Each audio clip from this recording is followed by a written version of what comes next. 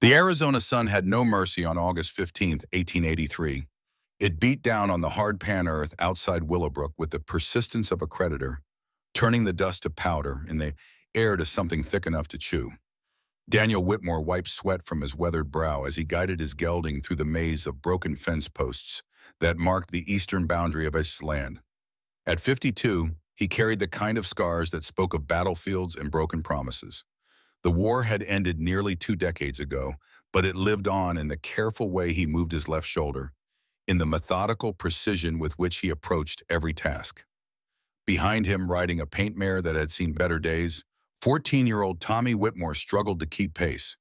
The boy had his father's dark hair, but his grandfather's stubborn chin, and right now that chin was set with determination as he practiced the bandaging technique Daniel had shown him that morning. "Uncle Daniel," Tommy called out, his voice carrying the particular exasperation that only teenagers could muster. "This doesn't feel right. The wrap keeps sliding."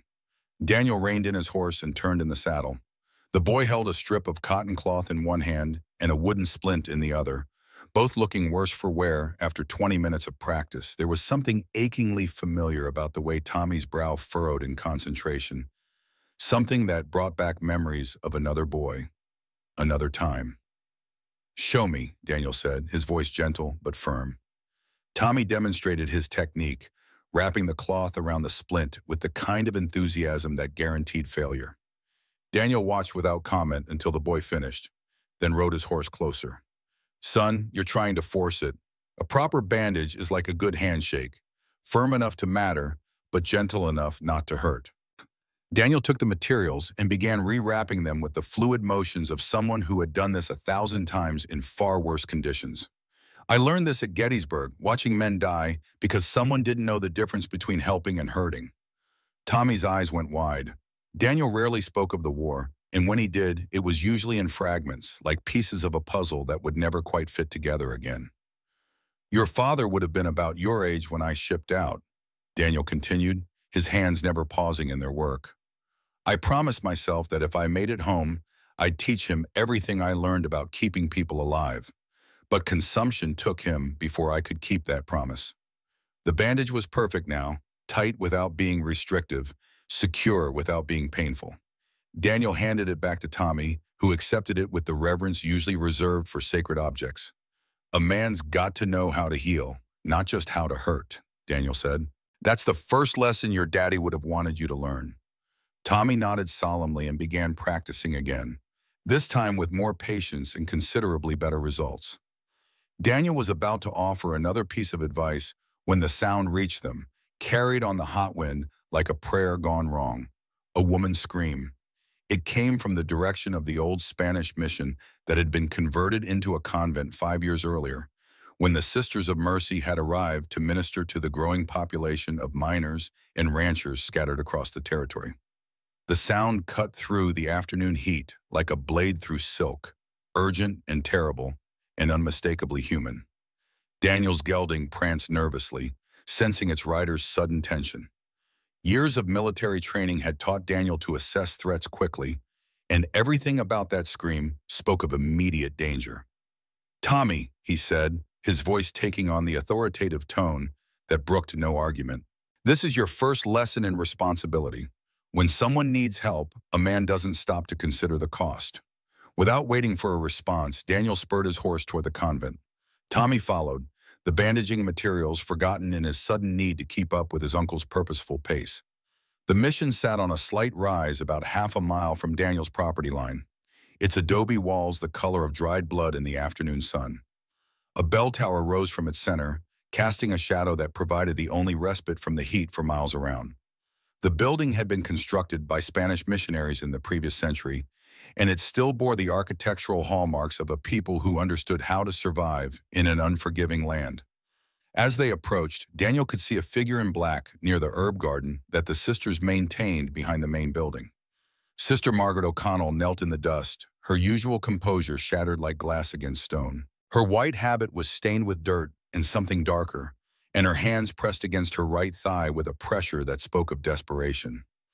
Daniel had seen enough battlefield wounds to recognize the signs immediately. The way she held herself, the pallor of her skin, The fine tremor in her hands all pointed to one conclusion. Something had bitten her, and from the location of the wound and her obvious distress, it was nothing as benign as a bong or horse. "Sister?" Daniel called out as he dismounted, his medical training automatically cataloging details. "What happened?" Sister Margaret looked up at him with eyes that held equal measures of pain and embarrassment. At 29, she was younger than most of the sisters, with the kind of practical intelligence that had made her invaluable to the mission's work with the local population.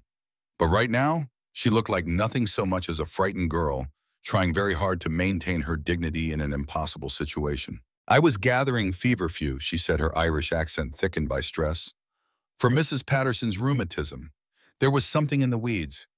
I didn't see it until—" She didn't need to finish. Daniel could see the 2 puncture wounds through the torn fabric of her habit, positioned high on her right thigh, where the heavy black cloth had offered no protection. The flesh around the wounds was already beginning to swell, and he could see the telltale signs of venom spreading beneath her skin.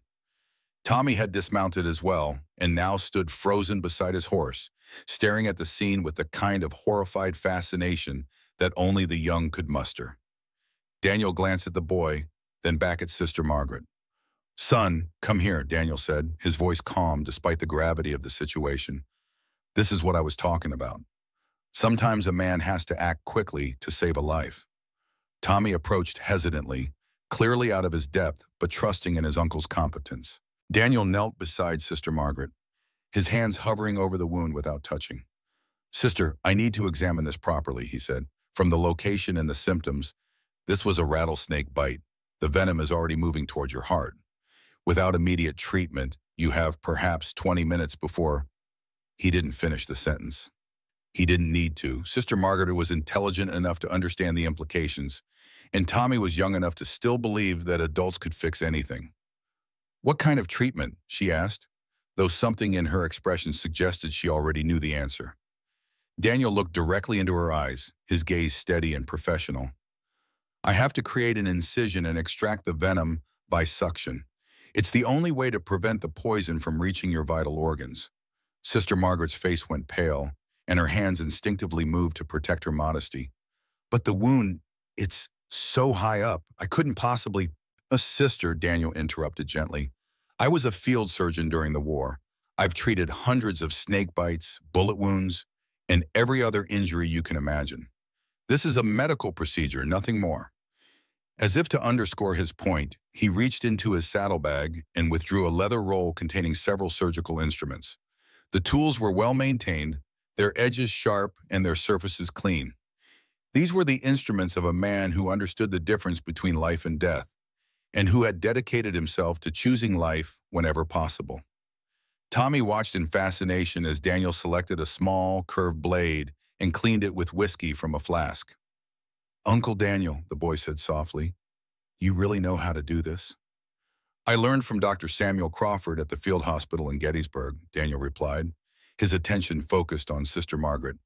"He saved more lives in 3 days than most doctors save in a lifetime.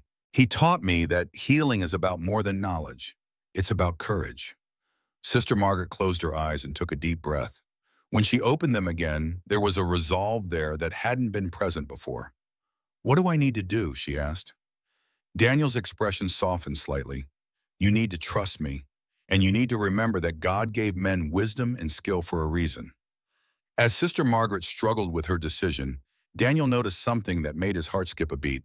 Hanging from a thin chain around her neck, barely visible beneath her habit, was a small silver medallion. It was military issue from the 15th Massachusetts Infantry. Daniel knew that medal because he had served alongside the 15th Massachusetts at Antietam, where they had distinguished themselves in some of the bloodiest fighting of the war. "Sister," he said carefully, "that medallion you're wearing, did it belong to someone in your family?" Sister Margaret's hand went instinctively to her throat, where the chain disappeared beneath her clothing. "It was my fiancé's," she said softly. "William Brennan. He died in a train accident 3 years ago. That's when I decided to dedicate my life to serving God instead of serving a man." Daniel felt the world shift slightly around him. William Brennan, the name hit him like a physical blow, bringing with it a flood of memories he had spent years trying to suppress. A young Irish immigrant with steady hands and a gift for making wounded soldiers laugh even as they bled. A man who had saved Daniel's life during the chaos of Bull Run and who had later become one of the finest medics Daniel had ever worked with. "William Brennan from the 15th Massachusetts?" Daniel asked, his voice barely above a whisper. Sister Margaret's eyes widened in surprise. "You knew him?" "He saved my life," Daniel said simply. "At Bull Run. I was bleeding out in a ditch, and he crawled through enemy fire to get to me. Then he spent 6 hours keeping pressure on a severed artery while we waited for evacuation." The words hung in the air between them like a bridge spanning impossible distance. In that moment, Sister Margaret was no longer just a nun in need of medical attention. She was the woman that William Brennan had loved, the reason he had carried that medallion through 3 years of war and planned to carry it through a lifetime of marriage. "He talked about you," Sister Margaret said softly, "about a field surgeon who taught him everything he knew about emergency medicine. He said you were the bravest man he'd ever met." Daniel shook his head. "William was the brave one. He died trying to save other people, didn't he?" Sister Margaret nodded, tears beginning to form in her eyes. "There was a train derailment outside Boston.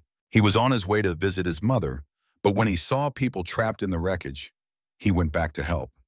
A boiler exploded while he was pulling children from the debris." Tommy had been listening to this exchange with growing amazement, but now he stepped forward and touched his uncle's arm.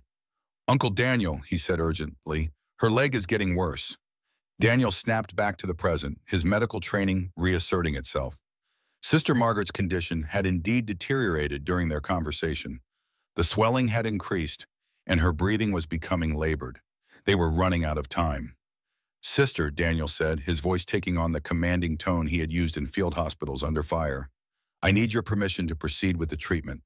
If we wait any longer, even successful extraction of the venom may not be enough to save your life." Sister Margaret looked down at the medallion in her hand, then back up at Daniel.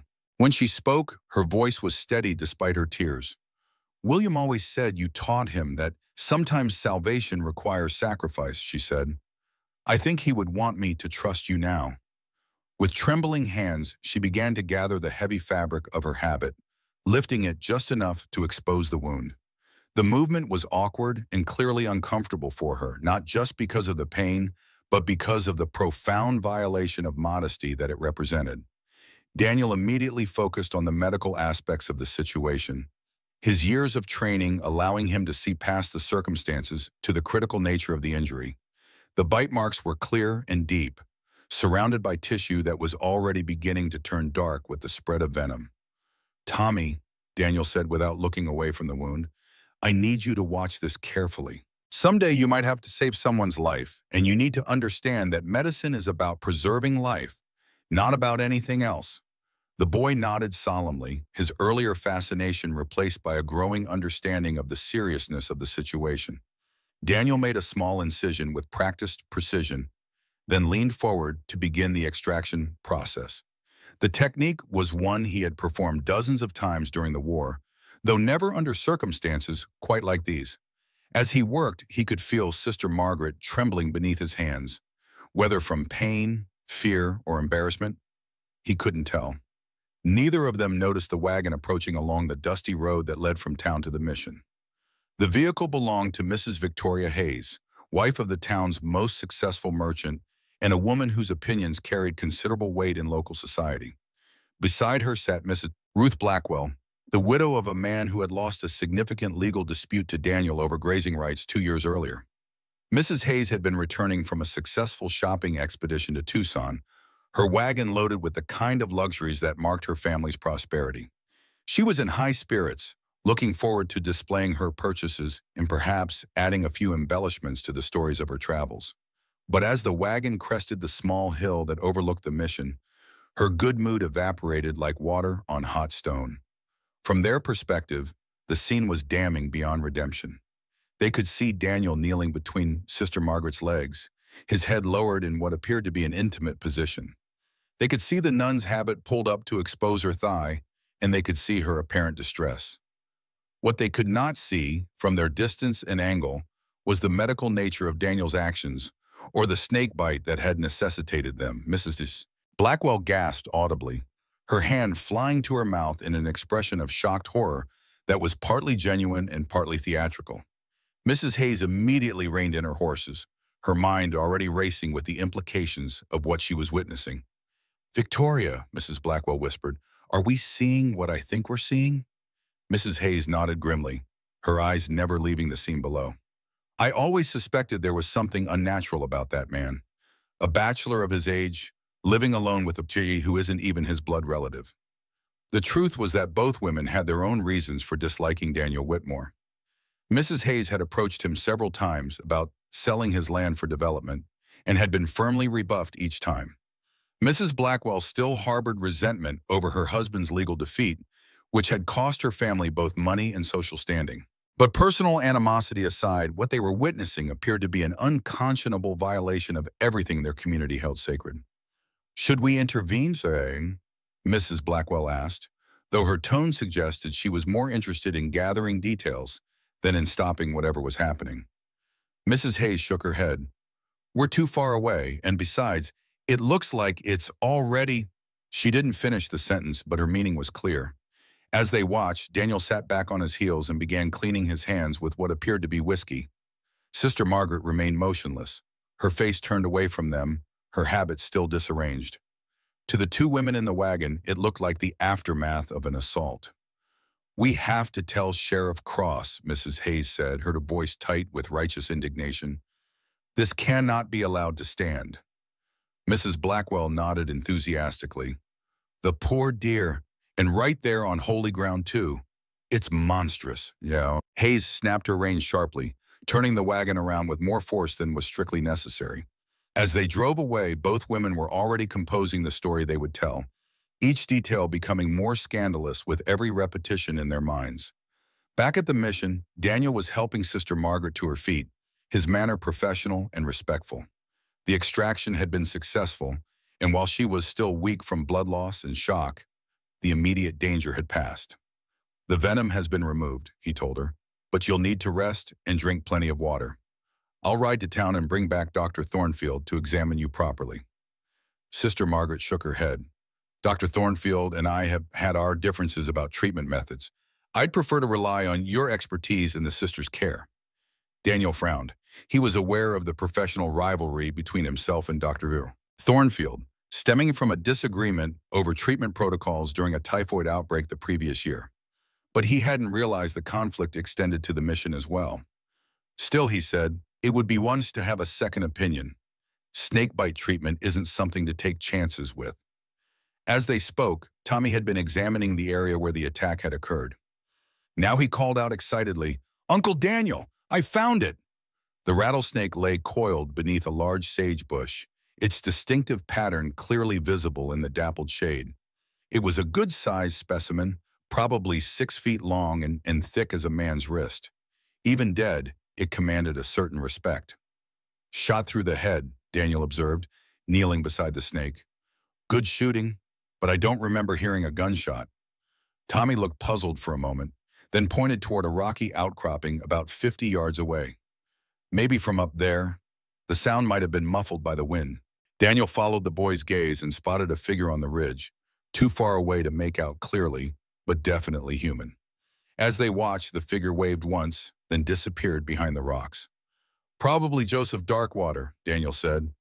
"He runs goats up there, and the Navajo are the best shots in the territory. He might have seen what happened and taken care of the snake." Sister Margaret nodded weakly. "Joseph brings us milk and cheese sometimes. He's a good boy, despite what some people in town say about his people." Daniel helped her toward the mission building, noting with satisfaction that her color was already beginning to improve. Tommy walked alongside them, still clutching the bandaging materials and clearly processing everything he had witnessed. "Uncle Daniel," the boy said quietly, "what you did back there, sucking out the poison, that was really dangerous, wasn't it? I mean, if you had any cuts in your mouth." Daniel smiled slightly. "It was necessary, son. Sometimes doing the right thing involves risk, but that's what separates men from boys. The willingness to put someone else's welfare ahead of your own safety." As they reached the mission's front door, Sister Margaret turned to face Daniel directly. "Mr. Whitmore," she said formally, "I owe you my life. I know this situation was difficult for both of us, but I want you to know that I understand you acted purely from medical necessity. Daniel nodded. I just hope others will see it the same way. His words proved prophetic. Even as he spoke, Mrs. Hayes's wagon was racing toward a Willowbrook, its occupants eager to share their shocking discovery with anyone who would listen. The Golden Dollar Saloon was the kind of establishment that catered to men who worked with their hands and drank with their hearts. The air inside was thick with tobacco smoke and the kind of conversation that grew louder with each round of whiskey. On this particular afternoon, the usual crowd of miners, ranch hands, and drifters was supplemented by several townspeople who had stopped in to escape the heat and catch up on local gossip. Mrs. Hayes burst through the bat-wing doors like a woman possessed, her face flushed with excitement and moral outrage. Behind her, Mrs. Blackwell struggled to keep up, her shorter legs working frantically to match her companion's urgent pace. "Sheriff Cross?" Mrs. Hayes called out, her voice cutting through the ambient noise like a church bell. "Sheriff Cross, I need to speak with you immediately." Camden Cross looked up from his poker hand with the expression of a man whose peaceful afternoon had just been ruined. At 47, he was a big man with the kind of presence that filled a room, but his size was beginning to run towards softness around the middle. His badge was polished to a high shine, as were his boots and gun belt. Cross was the kind of lawman who understood that appearance was often more important than substance.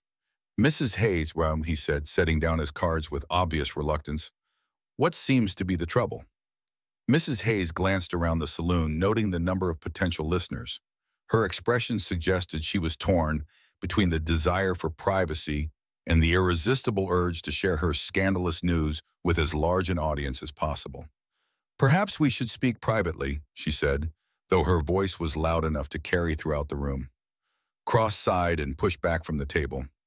"Gentlemen, I'll be right back." But Mrs. Hayes had already changed her mind about privacy. "No," she declared, "this is something the whole community needs to know about. It concerns the safety and moral character of our town."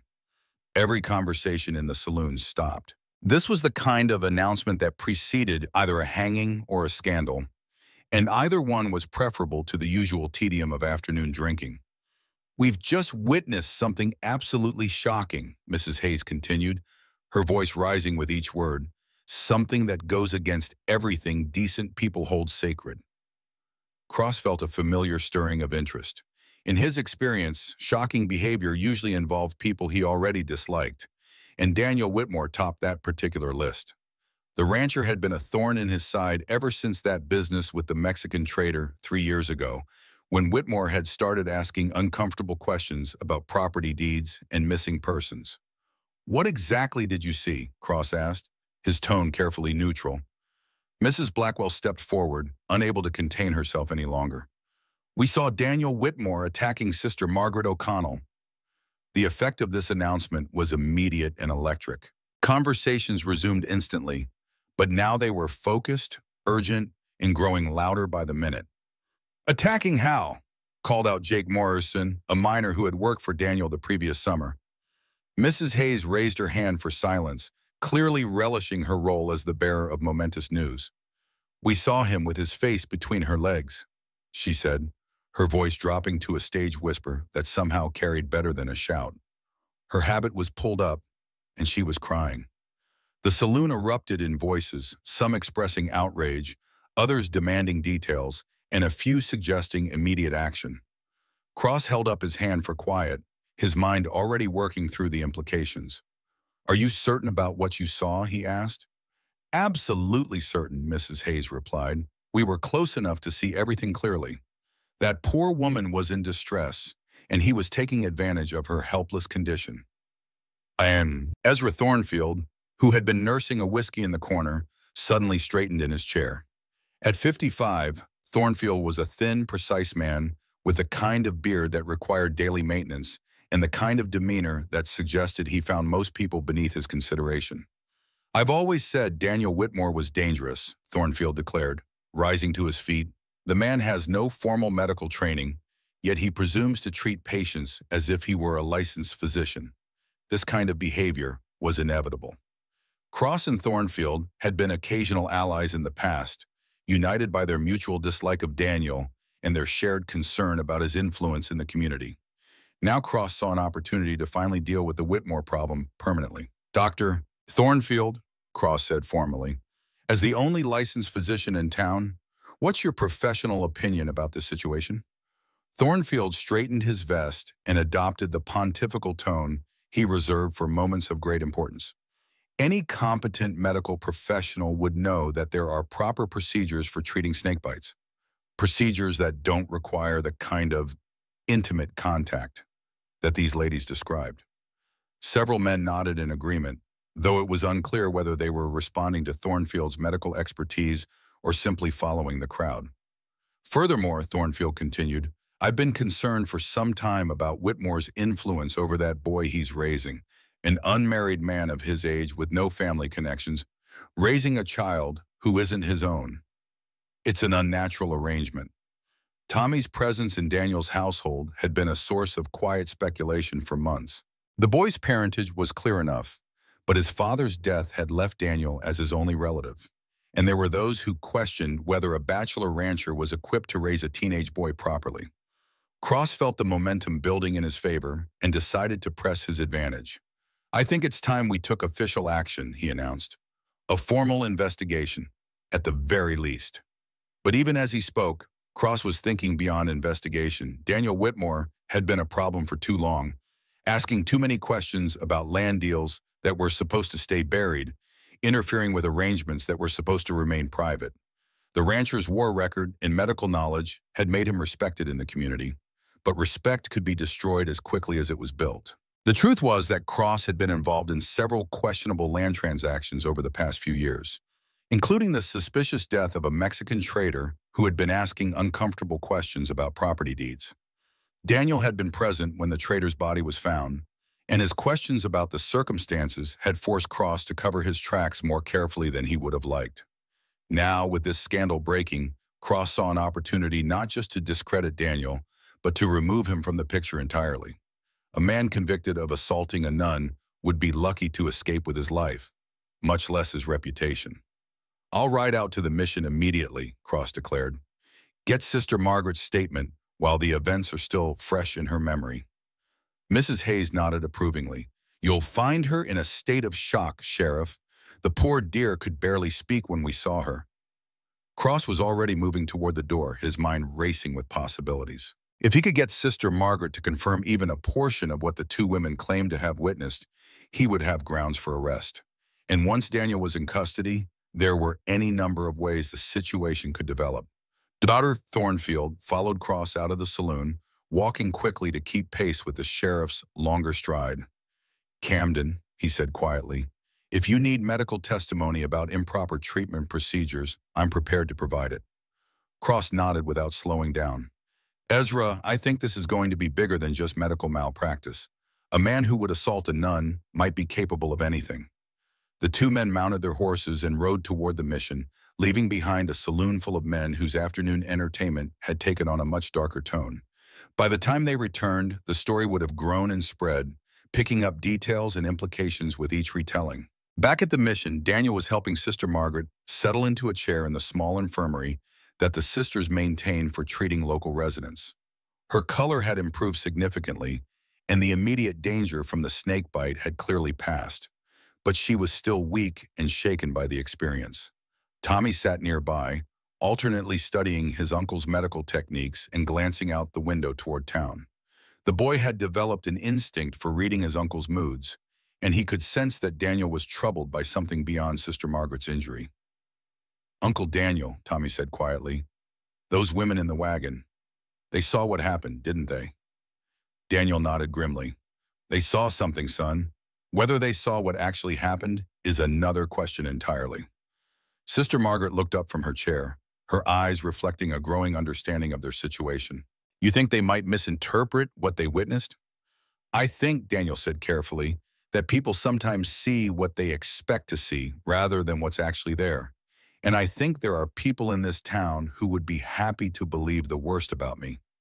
As if summoned by his words, the sound of approaching horses echoed across the mission courtyard. Through the window, they could see Sheriff Cross and Dr. Thornfield riding hard, their horses lathered with sweat and their faces set with purpose. Tommy moved instinctively closer to his uncle, his young mind already grasping the potential seriousness of the situation. Daniel placed a reassuring hand on the boy's shoulder, but his eyes never left the approaching riders. "Sister," he said quietly, "I think we're about to discover exactly how much trouble a good deed can cause." Sister Margaret straightened in her chair, her Irish stubbornness asserting itself despite her weakened condition. "Mr. Whitmore," she said firmly, "you saved my life with courage and skill. Whatever these men think they're here to investigate, they'll get nothing but the truth from me." Daniel smiled slightly, reminded once again of why William Brennan had fallen in love with this remarkable woman. "I appreciate that, sister, but I'm afraid the truth might not be enough to protect any of us from what's coming." The horses had stopped now, and they could hear voices in the courtyard, sharp with authority and bright with anticipation. Sheriff Cross was already dismounting, his hand resting on his gun butt with casual menace. Tommy looked up at his uncle with the kind of trust that could break a man's heart. "What do we do now, Uncle Daniel?" Daniel took a deep breath and straightened his shoulders, drawing on reserves of courage that had served him well in darker moments than this. "We tell the truth, son, and we trust that justice will prevail." But even as he spoke the words, Daniel couldn't shake the feeling that justice and truth were not always the same thing, and that the events set in motion by a simple act of mercy were about to test everything he believed about honor, courage, and the fundamental decency of human nature. The confrontation that was about to unfold would determine not just his fate, but the futures of Sister Margaret, Tommy, and perhaps the entire community. And in the lengthening shadows of the Arizona afternoon, it was becoming clear that some battles were fought not with guns or fists, but with words, reputations, and the fragile bonds of trust that held civilization together. The cell in Willowbrook's jailhouse smelled of stale sweat, fear, and the particular despair that settles into stone walls after years of housing broken men. Daniel Whitmore sat on the narrow cot that served as the only furniture, his back against the cold adobe wall, listening to the sounds of the town settling into another restless night. Through the single-barred window, he could see stars scattered across the Arizona sky like scattered salt, indifferent to the human drama playing out below. 3 days had passed since Sheriff Cross had arrested him on charges of assault against Sister Margaret. 3 days of testimony that grew more damning with each retelling, of witnesses who claimed to have seen things that existed only in their imaginations, of a community that seemed eager to believe the worst about a man they had once respected. Daniel's left shoulder ached where Deputy Morrison had shoved him against the cell door, but the physical pain was nothing compared to the weight of memory pressing down on him. In the darkness, he could almost see his son James, pale and wasted by consumption, reaching out with skeletal fingers for comfort that Daniel had been powerless to provide. James had been 16 when the coughing started, 17 when the blood began appearing in his handkerchiefs, and barely 18 when he died in a sanitarium in Denver while Daniel was away selling cattle to pay for treatment that ultimately proved worthless. The boy had died alone calling for his father, while Daniel was 300 miles away, haggling over beef prices with men who saw human suffering as just another cost of doing business. The guilt of that failure had driven Daniel into near isolation, broken only by his decision to take in Tommy after the boy's own father succumbed to the same disease that had claimed James. Tommy was his chance at redemption, his opportunity to be the father he should have been to his own son. And now, sitting in this cell waiting for a trial that seemed predetermined, Daniel faced the possibility that he might fail Tommy just as completely as he had failed James. Footsteps echoed in the narrow corridor outside his cell, accompanied by the soft murmur of voices. Daniel recognized one of them immediately. Father O'Brien's Irish brogue was unmistakable, even when modulated to the careful tones of conspiracy. The key turned in the lock with a sound like breaking bones, and the cell door swung open to reveal Father O'Brien's weathered face in the flickering lamplight. At 65, the priest moved with the careful deliberation of a man whose joints had begun to betray him, but his eyes still held the sharp intelligence that had made him such an effective advocate for his parishioners. Behind him, barely visible in the shadows, stood Sister Margaret. She had exchanged her distinctive habit for the simple dress of a laywoman, and her hair was hidden beneath a dark shawl that made her nearly invisible in the dim light. but Daniel would have recognized the determined set of her shoulders anywhere. "Father," Daniel said quietly, rising from the cot, "this is madness. If Cross finds you here—" Father O'Brien waved away his concerns with one gnarled hand. "Camden Cross has been drinking himself senseless in the saloon for the past hour, celebrating his impending victory. He won't be making any rounds tonight." Sister Margaret O'Connell stepped forward, her voice carrying a strength that seemed to emerge from some deep well of conviction. "Mr. Whitmore, if you don't walk out of this cell tonight, you'll never see another sunrise. Cross has already selected his jury, and Dr. Thornfield has prepared medical testimony that will condemn you regardless of the truth." Daniel shook his head firmly. "I appreciate what you're trying to do, but I won't run from false charges. My innocence will be proven in court." "What court?" Father O'Brien demanded, his voice tight with barely controlled anger.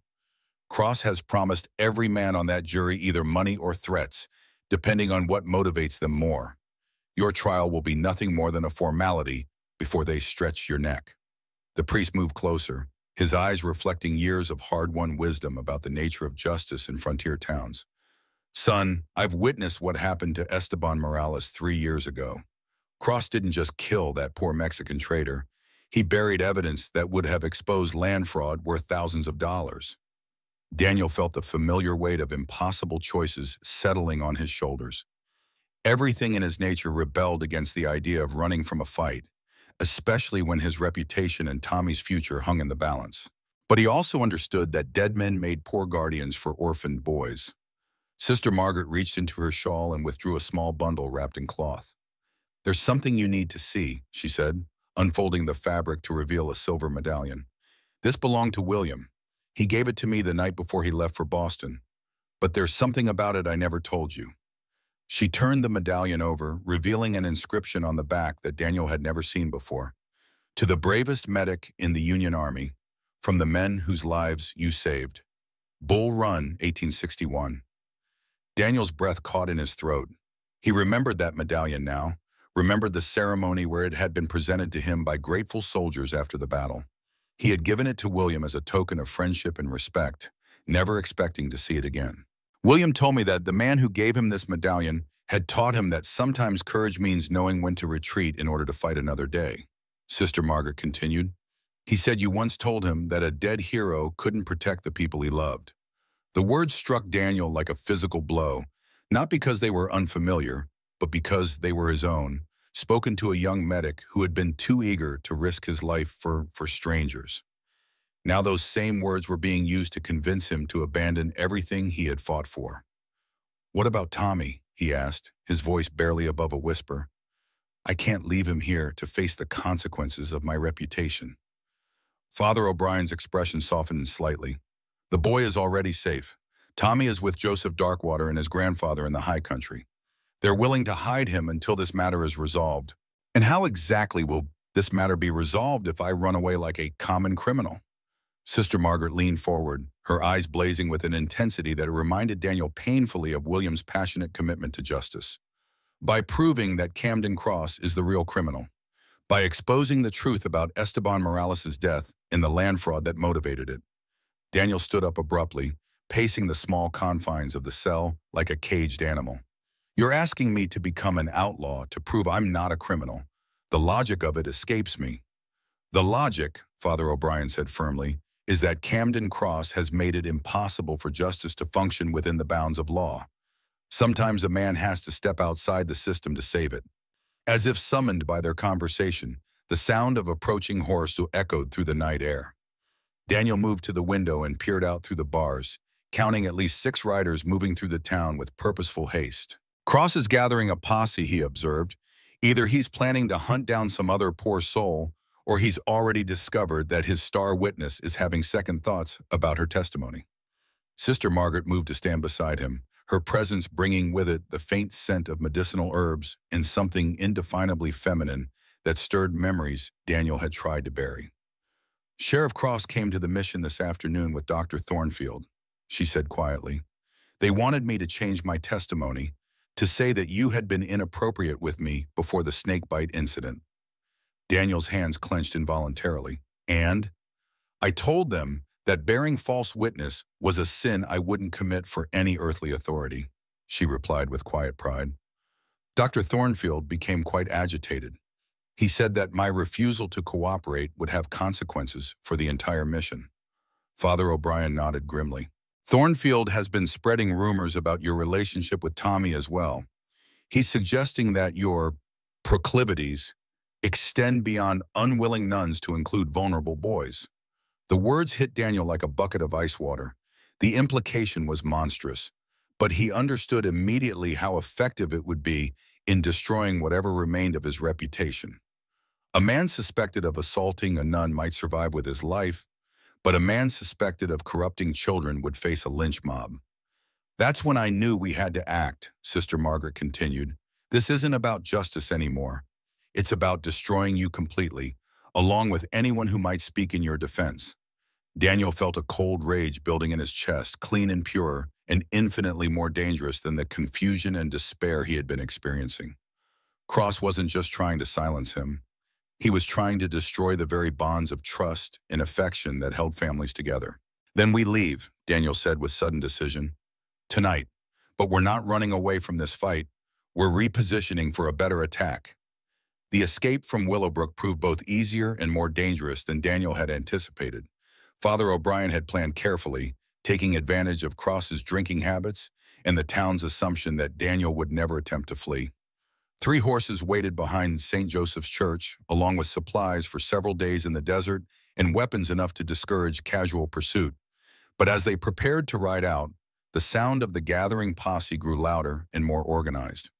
Cross might be drunk, but he wasn't stupid, and he had clearly anticipated the possibility of a rescue attempt. They're surrounding the jail, Sister Margaret observed, her voice tight with tension.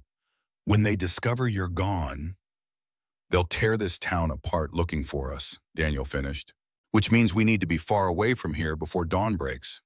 The ride north toward the Navajo territory was a nightmare of tension and careful navigation. The desert at night was a treacherous landscape of hidden arroyos and unstable ground, made more dangerous by the need for speed and stealth.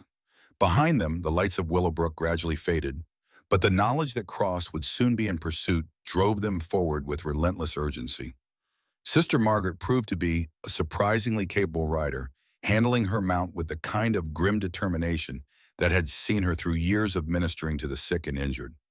Father O'Brien was less comfortable in the saddle, but his years of traveling between remote parishes had given him the endurance to keep pace despite his age. About 2 hours into their flight, they were forced to take shelter in a narrow canyon when the sound of pursuing horses echoed across the desert behind them. Daniel counted at least 8 riders, probably Cross and a hastily assembled posse, following their trail with torches and grim determination. They're moving fast, he observed quietly, but not carefully. Cross is gambling that we're heading for the Mexican border. Sister Margaret pulled her shawl tighter around her shoulders as the night air began to cool. How long before they realized their mistake? Not long enough, Father O'Brien replied grimly. Cross knows this territory as well as any man alive. He'll figure out our true destination before morning. The pursuing riders passed their hiding place without stopping, but Daniel could hear Cross's voice carrying on the night air, sharp with authority and bright with the anticipation of violence.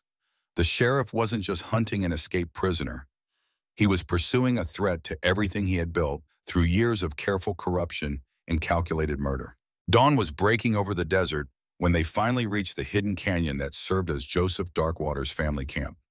The location was naturally defensible, surrounded by rocky outcroppings that would make mounted assault nearly impossible, but Daniel knew that defensibility was a double-edged sword that could easily become a trap.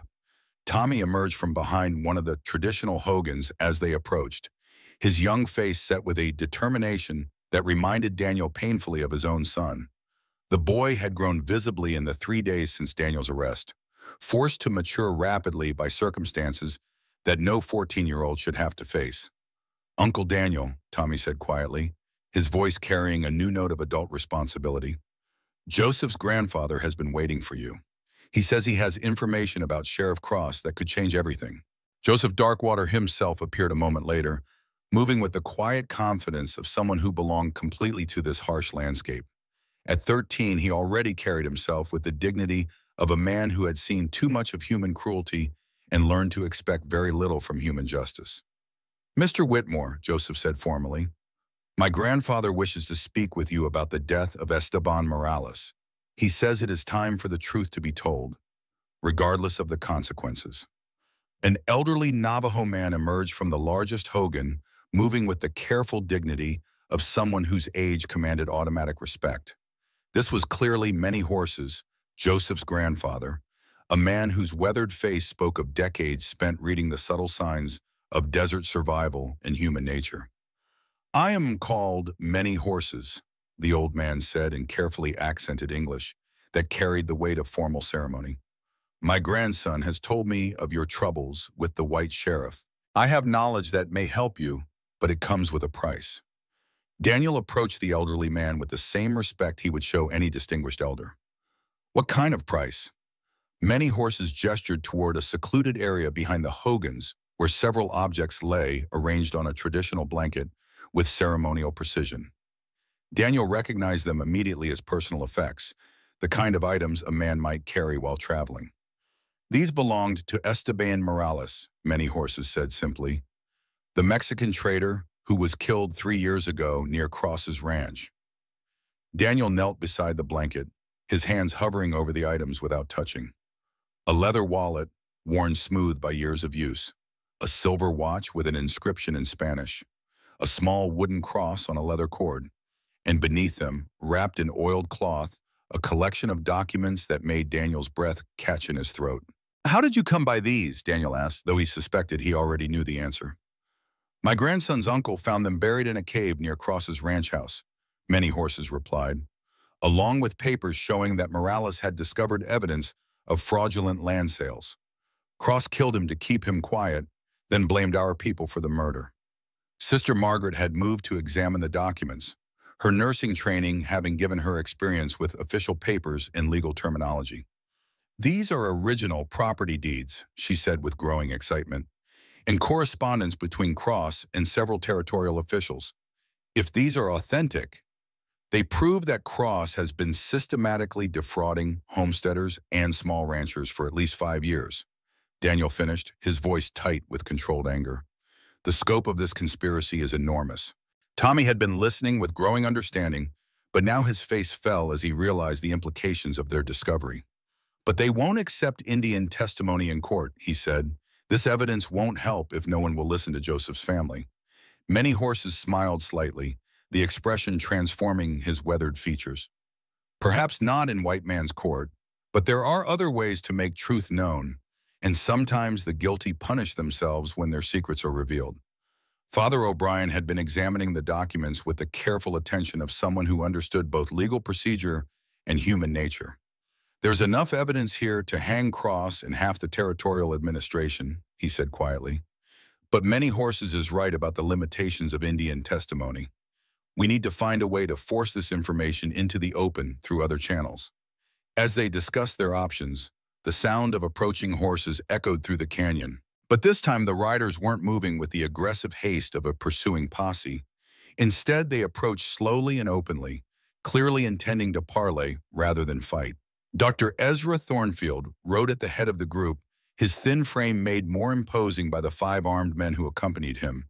But there was something about his demeanor that suggested negotiation rather than violence, though Daniel didn't trust the distinction. "Daniel Whitmore," Thornfield called out as he drew his horse to a halt about 50 yards from the camp. "I've come to discuss terms for your surrender. Sheriff Cross is prepared to be reasonable if you are willing to cooperate." Daniel stepped forward, his hand resting casually on the butt of his revolver. "What kind of terms?" "Plead guilty to assault charges, accept a sentence of 5 years in territorial prison, and Cross will drop all other accusations against you," Thornfield replied. "In exchange, the boy keeps your property, and the Indian testimony about Morales remains sealed." The offer was cunning in its apparent generosity, Daniel had to admit. Cross was offering him a way to save Tommy's inheritance and protect the Navajo witnesses, but only at the cost of his own freedom and reputation. It was the kind of deal that might appeal to a man more concerned with protecting of others than preserving his own honor. "And if I refuse?" Daniel asked, though he already knew the answer. Thornfield's expression hardened. Then Cross will ensure that you hang for assault. Tommy becomes a ward of the state under Cross's guardianship, and this entire camp disappears into the desert permanently. The threat was delivered with clinical precision, but Daniel could see the uncertainty in Thornfield's eyes. The doctor was clearly uncomfortable with his role as negotiator, suggesting that Cross had sent him because he was considered more trustworthy or persuasive than the sheriff himself. Sister Margaret moved to stand beside Daniel, her presence a visible symbol of support that seemed to unsettle Thornfield considerably. "Dr. Thornfield," she said with icy formality, "I've already given my sworn testimony about what actually happened during the snakebite incident. Are you suggesting that I perjure myself to support Sheriff Cross's false accusations?" Thornfield's face flushed with embarrassment and anger.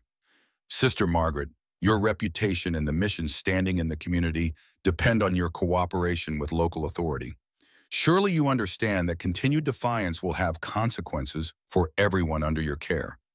The only authority I recognize in matters of conscience is God," she replied firmly. "And God does not require his servants to bear false witness against innocent men." Tommy had been listening to this exchange with growing anger, but now he stepped forward with the kind of courage that made Daniel's heart swell with pride. "Dr. Thornfield," the boy said clearly, "my uncle taught me that a man's word is his bond, and that compromising with evil only makes a person complicit in it. We don't negotiate with kidnappers and murderers." The words hung in the desert air like a challenge, and Daniel could see Thornfield struggling with the implications of the boy's accusation. If Cross was indeed guilty of murder, then Thornfield's cooperation made him an accessory to capital crimes. "I see you've made your choice," Thornfield said, finally, his voice tight with suppressed emotion. "Sheriff Cross will be disappointed, but not entirely surprised." As Thornfield and his men prepared to leave, Joseph Darkwater emerged from behind one of the hogans, carrying an object that made everyone freeze. It was a rifle, but not just any rifle. The weapon bore distinctive engravings and silver inlays that marked it as a presentation piece, the kind of gun given to mark significant achievements or commemorate important events. "To Thornfield," Joseph called out, his young voice carrying across the canyon with surprising authority. "You dropped this rifle near my uncle's body 3 years ago. Would you like it back?" The effect of this revelation was immediate and devastating. Thornfield's face went white as bone, and his hand moved instinctively toward his sidearm before freezing as he realized the hopelessness of his position. The rifle was clearly identifiable as his property, and its presence at the murder scene was evidence that no amount of denial could explain away. "That's impossible," Thornfield stammered. "I've never been to that location." "The inscription on the stock says otherwise," many horses observed calmly, moving to stand beside his grandson. "To Dr. Ezra Thornfield, in recognition of exceptional service to the Territorial Medical Board, 1879. Daniel felt the pieces of the puzzle clicking into place with the precision of a well-made clockwork mechanism. Cross hadn't just killed Morales himself, he had used Thornfield as his accomplice, probably leveraging the doctor's professional insecurities and personal animosities to secure his cooperation. "So Cross isn't just a corrupt sheriff," Daniel said slowly. "He's the leader of a conspiracy that includes territorial officials, medical authorities, and probably half the business establishment in 3 counties. Thornfield seemed to realize that his position had become completely untenable. His men were looking at him with growing suspicion, clearly wondering what other secrets their employer might be hiding. The doctor's carefully constructed reputation was crumbling in real time, and desperation was beginning to replace calculation in his eyes. "You don't understand the forces you're dealing with," Thornfield said, his voice rising with panic. "Cross has connections that reach all the way to the territorial capital. Even if you expose him, there are others who will take his place." "Then we'll expose them too," Sister Margaret said firmly. "Evil prospers when good people choose convenience over conscience. That choice ends today." Thornfield stared at her for a long moment, then turned his horse without another word.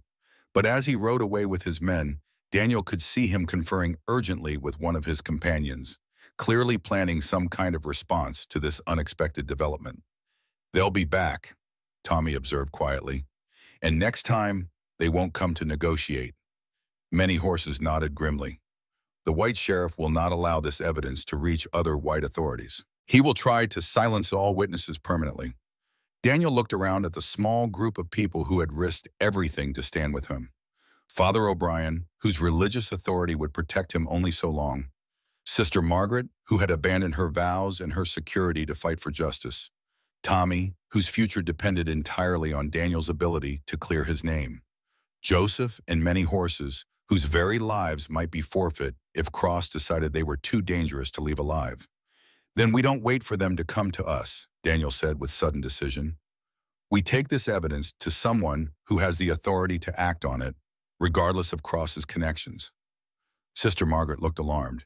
Daniel, who has that kind of authority out here? The nearest federal marshal is in Tucson, 3 days' ride through territory that Cross controls completely. Not a marshal, Daniel replied, his mind working through possibilities. A judge. Judge Harrison Wade is riding circuit through Tombstone this week, hearing cases that require territorial authority. If we can get this evidence to him, he'd have no choice but to investigate, Father O'Brien finished, his eyes lighting up with understanding. Wade is honest, and his jurisdiction supersedes Cross's authority. Tommy was already moving toward the horses, his young mind grasping the implications immediately. How long do we have before Cross realizes what we're planning?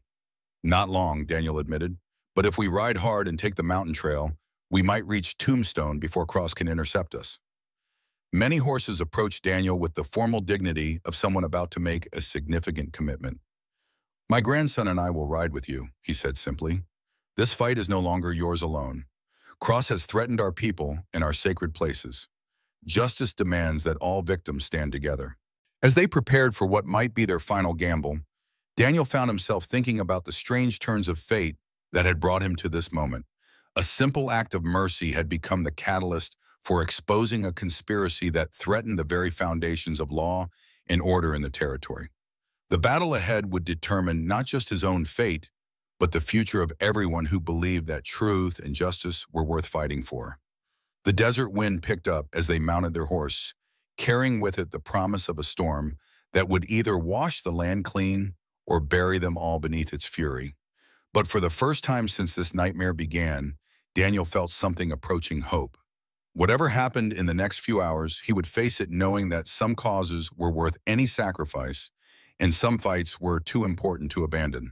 Dawn broke cold over the Navajo Canyon as Daniel Whitmore counted the faces of those who had chosen to stand with him against Sheriff Cross's corruption. Big Jim Sullivan's miners were already checking their weapons, while Joseph Darkwater guided them toward the narrow trail that might be their only path to justice. Big Jim Sullivan had arrived at dawn with 8 miners from the copper claims north of Willowbrook, their faces grim with the kind of determination that came from years of hard labor and harder choices. At 49, Sullivan carried the scars of Chancellorsville on his left arm and the weight of gratitude in his heart for the field surgeon who had saved his life 22 years earlier. Danny Boy, Sullivan said, using the familiar nickname that only a handful of men were privileged to employ, when word reached our camp about what Cross was trying to pin on you, we knew it was nothing but poison and lies. A man who saved lives at Antietam doesn't suddenly turn into a monster in his middle years. Daniel felt a surge of emotion at seeing his old comrade again.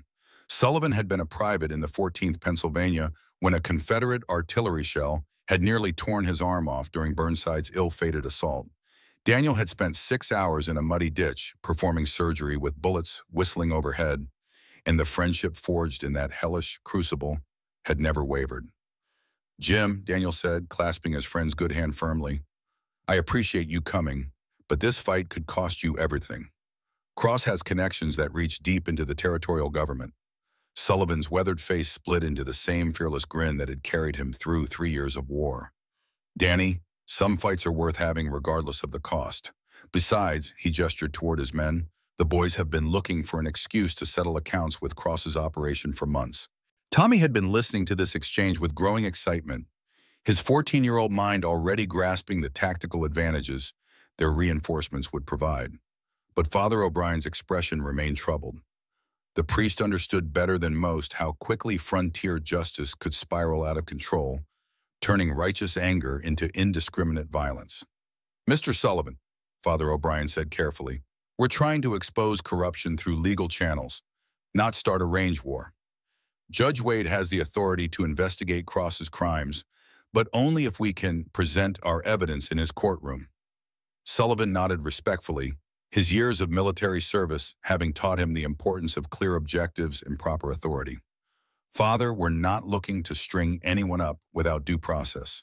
But Cross isn't going to let you reach Tombstone alive if he can help it. Sometimes justice needs armed protection to survive long enough to be heard. Sister Margaret had been tending to many horses, whose arthritis was troubling him in the cool morning air. Now she approached Daniel with the kind of steady resolve that had carried her through years of ministering to the dying and desperate.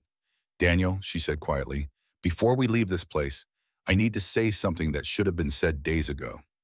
When I joined the sisterhood after William's death, I thought I was choosing service to beat over love for any earthly man. But these past few days have shown me that love and service aren't opposites. They're the same thing expressed in different ways." Daniel felt his heart skip a beat at the implication of her words. But before he could respond, Joseph Darkwater came running from the ridge where he had been keeping watch. "Riders coming from the south," the boy called out urgently. "At least 15 men, moving fast. Sheriff Cross is with them, and they're armed for war." Daniel grabbed his telescope and climbed to a higher vantage point, sweeping the horizon until he found the approaching force. Cross was indeed leading a substantial posse, but these weren't the usual collection of drunks and drifters who typically answered his call for volunteer deputies. These men rode with military precision and carried themselves like professional gunfighters. "Mercenaries," Daniel observed grimly. "Cross has hired professional killers to make sure none of us survive to testify." Sullivan was already organizing his miners into defensive positions among the rocks, their mining experience having taught them how to use terrain for protection. But Daniel knew that even with their reinforcements, they were outnumbered almost 2-to-1 by men who killed for a living. Many horses pointed toward a narrow trail that wound up the canyon wall toward the high mesa country. That path leads to the old Spanish mission ruins. From there, we can reach the stage road to Tombstone without crossing Cross's territory. Tommy studied the trail with the eye of someone who had grown up exploring every inch of the surrounding wilderness. "It's steep and narrow," he observed. "They won't be able to bring horses up that trail in formation. But it's also the only way out of this canyon."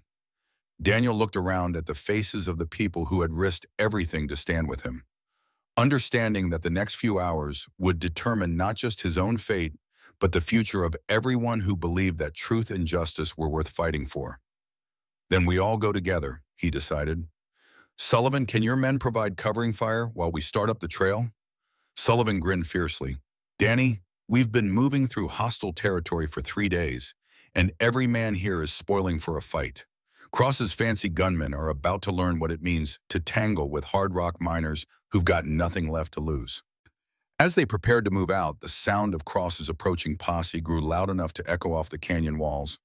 But instead of the coordinated advance Daniel had expected, the riders seemed to be splitting into multiple groups, clearly planning to surround the canyon and cut off any possible escape routes. "They're not just coming to arrest us," Sullivan observed with professional interest. "They're planning a massacre." Daniel felt the cold certainty settle in his stomach like a stone. Cross had moved beyond corruption into open rebellion against territorial authority. There would be no trials, no witnesses, no inconvenient questions about evidence or procedure. Just 15 bodies left in the desert to be blamed on Indian raiders or Mexican bandits. "Then we make them pay for every yard," Daniel said with grim determination. "But our primary objective remains getting that evidence to Judge Wade. Everything else is secondary." The ascent up the narrow trail proved even more treacherous than Daniel had anticipated. The path had been carved by Spanish missionaries more than a century earlier, designed for pack mules rather than horses, and time had not been kind to its stability. Loose rocks shifted underfoot, and several sections required dismounting and leading their animals by hand. Sister Margaret struggled with the climb, her long skirts hampering her movement and her lack of experience with rough terrain showing clearly. But Tommy and Joseph flanked her protectively, offering assistance without making her feel helpless or incompetent. "How much farther to the top?" she asked during a brief rest. Her breathing labored from the altitude and exertion. Many horses consulted the position of the sun and the familiar landmarks around them. Perhaps 1 hour more to reach the mesa, then another hour to reach the old mission ruins. Behind them, the sound of gunfire erupted from the canyon floor as Sullivan's miners engaged Cross's advanced scouts. The sharp crack of rifles echoed off the stone walls, punctuated by shouted orders and the occasional scream of a wounded man. "They're holding them," Daniel observed with satisfaction, "but they can't hold them for long. Cross has too many men and too much firepower." Father O'Brien clutched the bundle of evidence documents protectively, understanding that these papers represented the only hope for exposing the conspiracy that had corrupted territorial law enforcement. "Daniel," he said quietly, "if something happens to me, you must promise to get this evidence to Judge Wade personally." "Nothing's going to happen to you, Father," Daniel replied firmly. "We're all getting out of this together." But even as he spoke the words, Daniel could see movement on the ridges above them. Cross had anticipated their escape route and positioned men to cut them off at the top of the trail. They were climbing into a trap with no way back and no alternative routes forward. Tommy had spotted the same movement and was studying the terrain above them with the intense focus of someone whose life depended on reading the landscape correctly. "Uncle Daniel," he said quietly, "there's another way. The old mine shaft that the Spanish missionaries used for extracting silver. It connects to the mission ruins through underground tunnels." Daniel remembered the mine shaft from his own boyhood explorations of the area. It was dangerous and partially collapsed, but it might provide the concealment they needed to bypass Cross's ambush. "Can we get the horses through?" he asked. Tommy shook his head. "The entrance is too narrow. We'd have to go on foot and leave the horses behind." Sister Margaret had been listening to this exchange with growing alarm. "Are you seriously suggesting that we crawl through abandoned mine tunnels with killers waiting for us above ground?" "I'm suggesting that we use every advantage we can find," Daniel replied. "Cross is counting on us being predictable. If we can reach the mission ruins without being seen, we might be able to signal the stage road for help." Many horses nodded approvingly. "The white sheriff expects us to fight like white men, in the open with honor. But survival sometimes requires the wisdom of the coyote rather than the courage of the wolf." The entrance to the mine shaft was concealed behind a screen of brush and fallen rocks, barely visible even to someone who knew where to look. The opening was indeed narrow, requiring them to squeeze through single file and leave most of their equipment behind. "Joseph goes first," Daniel decided. "He knows these tunnels better than any of us. Then Sister Margaret, then Father O'Brien with the documents. Tommy and I will bring up the rear." The mine tunnels were a maze of intersecting passages carved from living rock, some wide enough for two people to walk abreast, others so narrow they had to turn sideways to pass through. The air was thick with dust and the peculiar smell of old stone, and the darkness was so complete that they had to feel their way along the walls. Joseph moved through the tunnels with the confidence of someone who had explored every inch of them during his childhood visits to his grandfather's people. His whispered directions guided them through passages that would have been impossible to navigate without local knowledge. "This way," he called softly from ahead. "The main chamber is just around this bend, and from there we can reach the mission foundations." But as they emerged into the larger chamber that Joseph had described, the flicker of torchlight ahead revealed that they were not alone in the tunnels. Cross himself stood waiting for them, flanked by three of his most trusted gunmen, their weapons drawn and ready. "Well, well," Cross said with satisfaction, "the famous war hero and his collection of misfits. I have to admit, Whitmore, you've led me quite a chase, but it ends here." Daniel stepped protectively in front of the others, his mind racing through possible options. They were trapped in an underground chamber with armed killers blocking their only exit, and the evidence that could expose Cross's crimes was within reach of destruction. "Cross," Daniel said calmly, "you're making a mistake that will bring federal marshals down on this territory like a plague of locusts. Kill a territorial priest and a nun, and you'll have Washington breathing down your neck regardless of your political connections." Cross laughed harshly. "Washington is a long way from here, Whitmore, and dead men don't file complaints with federal authorities, Mrs. Victoria Hayes stepped out from behind Cross, her face twisted with vindictive satisfaction. Daniel realized with growing horror that the merchant's wife had been part of the conspiracy from the beginning, using her supposed moral outrage as cover for her participation in Cross's criminal enterprise. "Mrs. Hayes," Sister Margaret said with genuine shock, "how could you be part of this? I've ministered to your family, prayed with you, treated your children when they were sick." Mrs. Hayes's expression showed no trace of remorse or shame. "You treated us like charity cases, sister. Do you think I enjoyed having to depend on mission handouts when my husband's business was being destroyed by Whitmore's interference in legitimate land deals?" The pieces of the puzzle were finally clicking into place in Daniel's mind. The Hayes family's merchant business had been built on selling goods to homesteaders who were settling on fraudulently obtained land. When those land deals were exposed, their customer base would disappear and their investment would become worthless. "So you were all in it together," Daniel said with growing understanding. "The land fraud, the murder of Esteban Morales, even the charges against me. It was all designed to protect a criminal conspiracy worth thousands of dollars." Cross nodded with something approaching pride. "Tens of thousands, actually. The mineral rights alone are worth more than this entire territory sees in tax revenue. But you had to stick your nose where it didn't belong, asking questions about dead Mexicans and missing documents." Tommy had been listening to this confession with growing anger, but now he stepped forward with the kind of courage that made Daniel's heart swell with pride and fear in equal measure.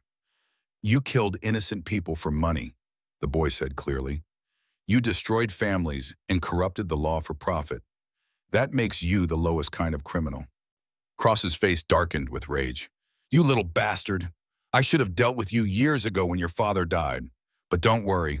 After today, there won't be any Whitmore family left to cause trouble." The threat against Tommy broke something fundamental in Daniel's restraint. He launched himself at Cross with the fury of a man protecting his child, his hands reaching for the sheriff's throat with deadly intent.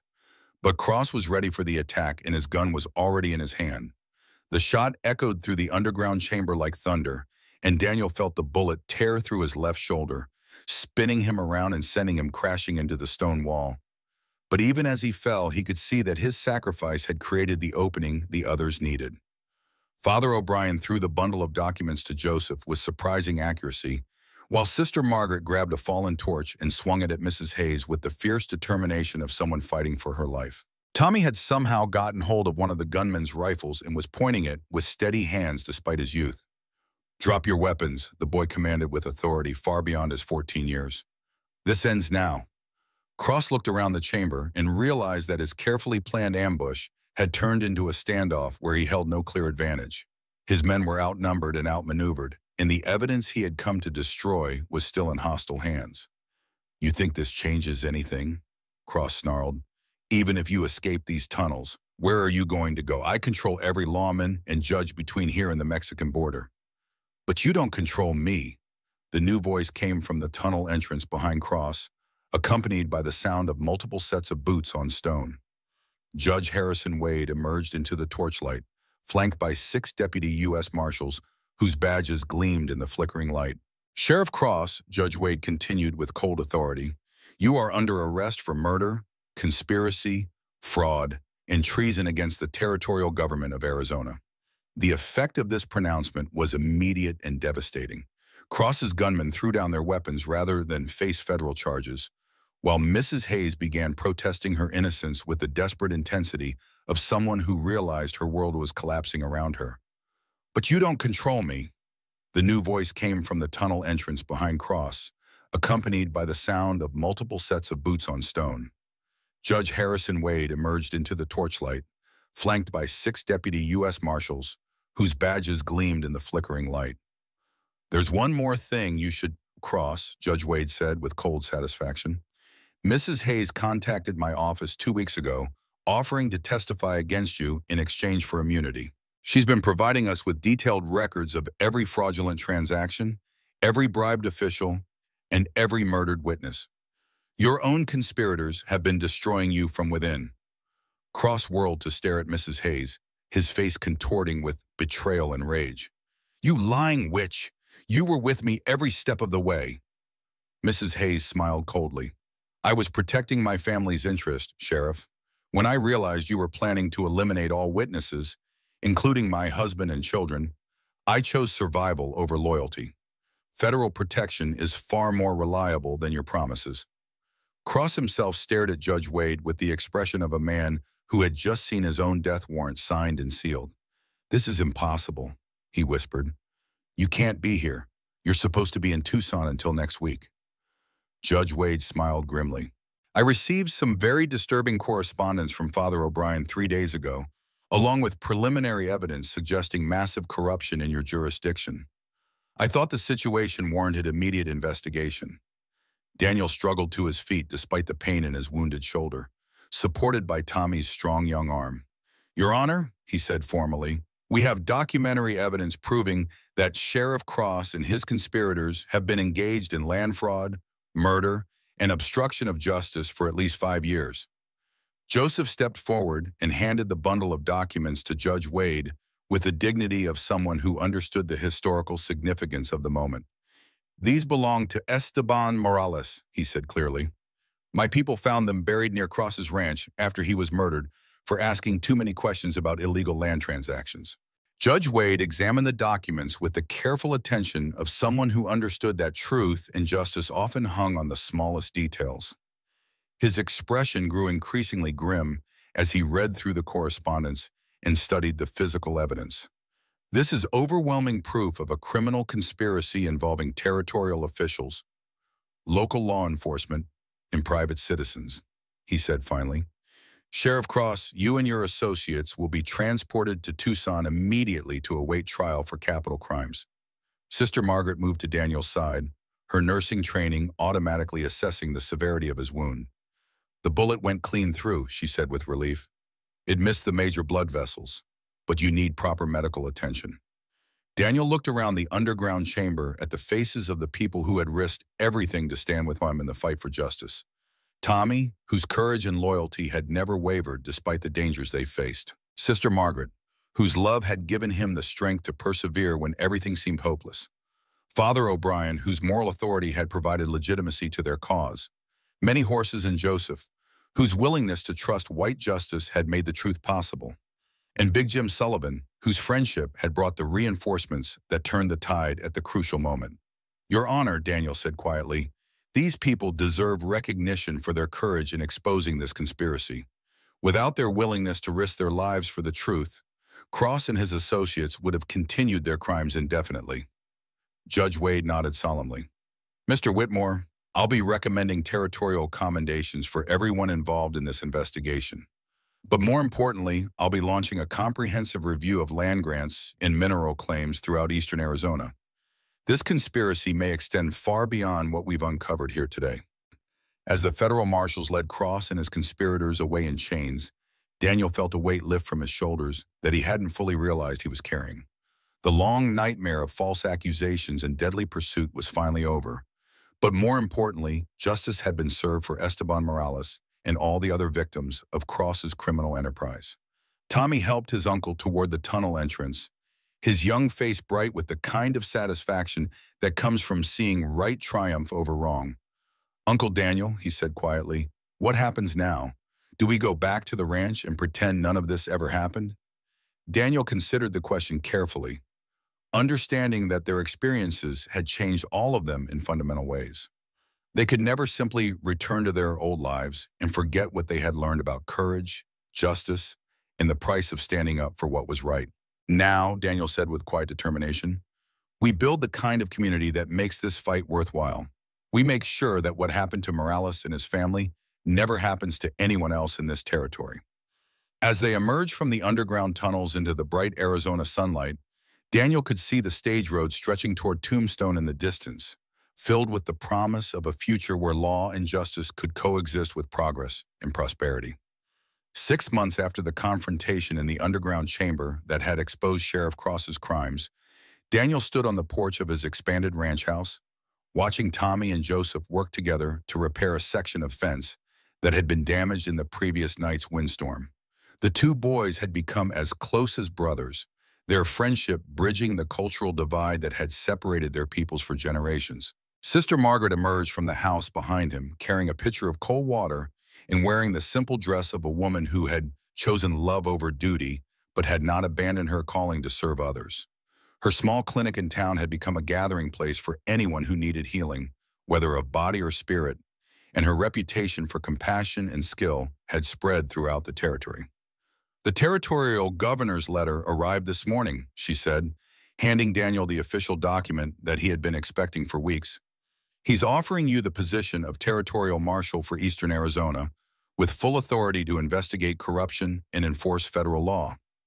Daniel read through the formal language of the appointment, understanding that it represented not just recognition of his courage during the Cross investigation, but an opportunity to ensure that justice would prevail in the territory he had come to love. "What do you think?" he asked Margaret, knowing that her opinion mattered more to him than any official recognition. She smiled with the same steady resolve that had sustained her through their darkest days. "I think Tommy and Joseph need a role model who shows them that good men can work within the system to protect the innocent and punish the guilty. And I think this territory needs someone who understands that justice isn't about power or politics, but about protecting the weak and holding the strong accountable for their actions." Tommy and Joseph approached the porch, their work on the fence completed and their faces bright with the satisfaction of a job well done.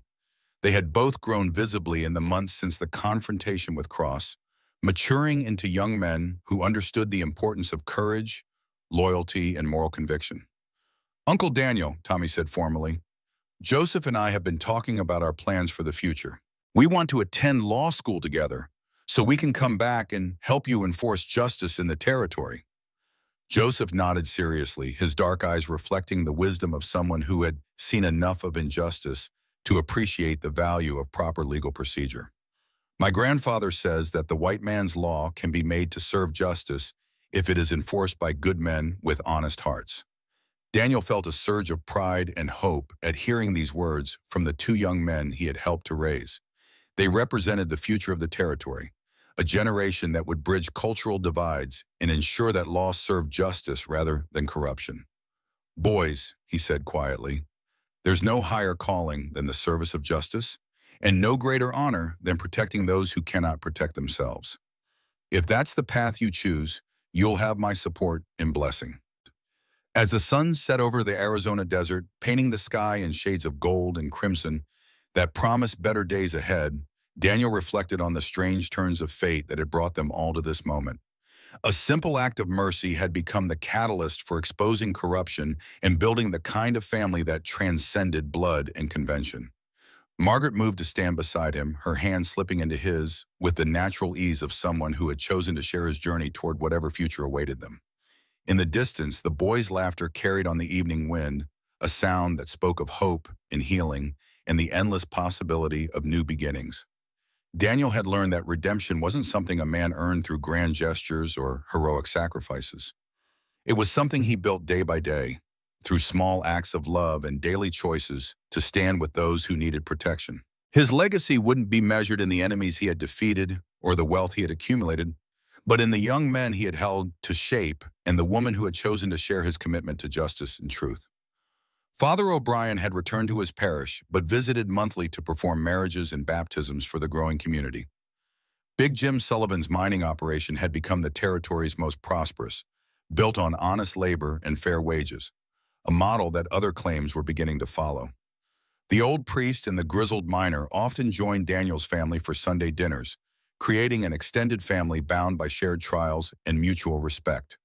As they prepared to go inside for dinner, where warm light spilled from the windows and the smell of home cooking promised comfort and community, Daniel knew that he had finally found what he had been searching for since his son's death. Not a replacement for what he had lost, but something new and equally precious.